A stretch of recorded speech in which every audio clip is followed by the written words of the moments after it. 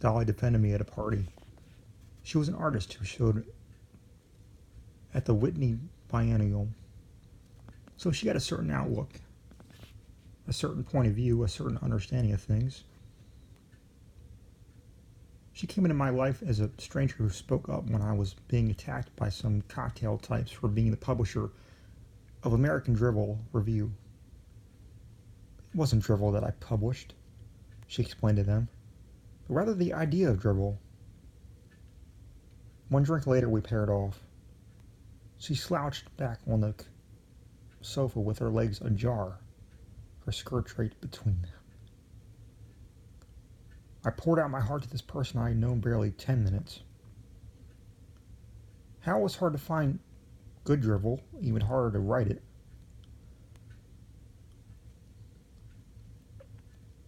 She knew that to succeed, one must pore over every word, replacing it 5 or 6 times, and labor over every pause and comma. I made love to her that night, and the snap of the condom going on echoed through the apartment like Lawrence of Arabia's spear sticking into an Arab shield. I whispered passages from Agamemnon's Armor, a 5-inch thick romance novel with 3 authors. She liked that. As publisher of ADR, I never had actually written the stuff myself, but that morning, arising with a vigor that I had no doubt spilled over from the night before, I sat down and tossed off a few lines and nervously showed them to Dolly. She took them in another room, and I sat alone for several painful minutes. And she came back and looked at me. This is not just drivel, she exulted. It's pure drivel. The butterflies in my stomach sopranoed a chorus of hallelujah. That night, we celebrated with a champagne dinner for 2, and I told her that her skin was the color of fine white typing paper held in the sun, reflecting the pink of a New Mexican adobe horse barn. The next 2 months were heaven. I no longer just published drivel, I was now writing it. Dolly, too, had a burst of creativity, which sent her into a splendid spiraling depression. She had painted a tabletop still life that was a conceptual word, and that it had no concept.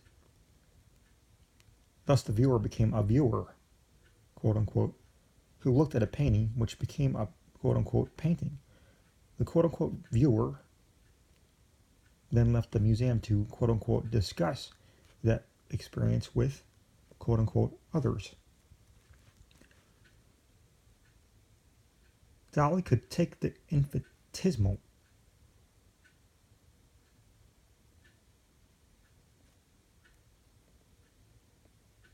pause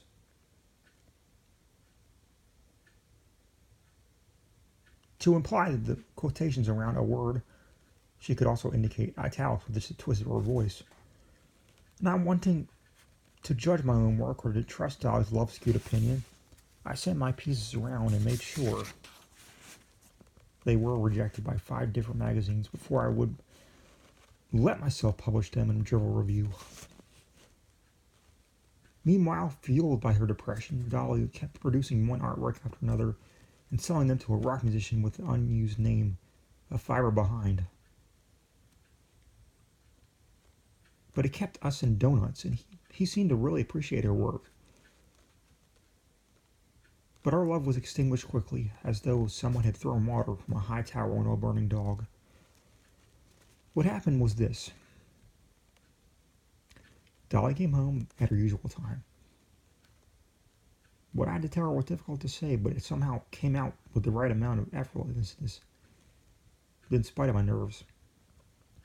I went downtown and saw your new painting of a toaster at Dia. I enjoyed it.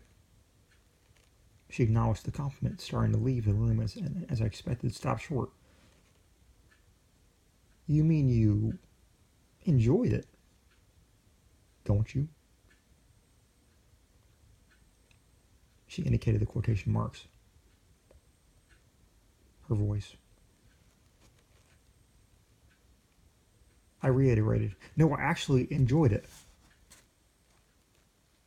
Dolly's attention focused, and she came over and sat beside me.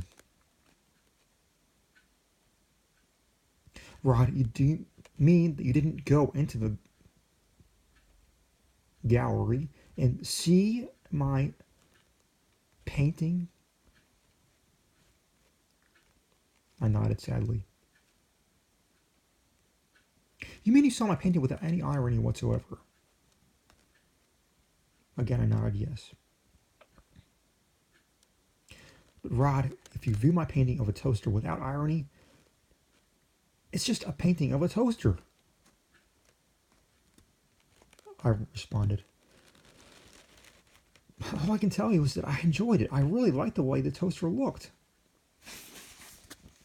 We struggled through the rest of the night, pretending that everything was the same.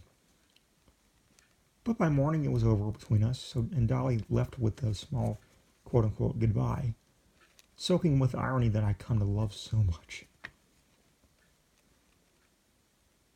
I wanted to run after her into the night, even though it was day, for the pain was bursting out of me like a sock filled with one too many bocce balls.